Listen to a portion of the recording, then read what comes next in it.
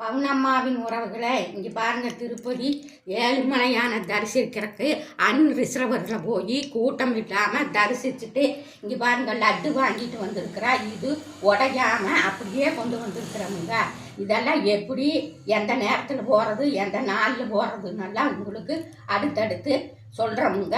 இந்த மாதிரி இன்னும் நிறைய ஆலய தரிசனங்களும் குருபாகங்களும் குரு வித்தைகளும் அதற்கேற்ற குரு வைத்திய வாழ்வியில் எப்படி அமைச்சுக்கிறதுன்னு பவுனம்மா நானே உங்களுக்கு செய்து வழங்குறனுங்க. அதற்கு நீங்கள் பவுனம்மாவை சப்ஸ்கிரைப் பண்ணுங்க, கூடவே வர பெல் சிம்பிளை கிளிக் பண்ணுங்க, ஃபாலோ பண்ணுங்க, லைக் பண்ணுங்க, 4 பேர்த்தோட ஷேர் பண்ணுங்க.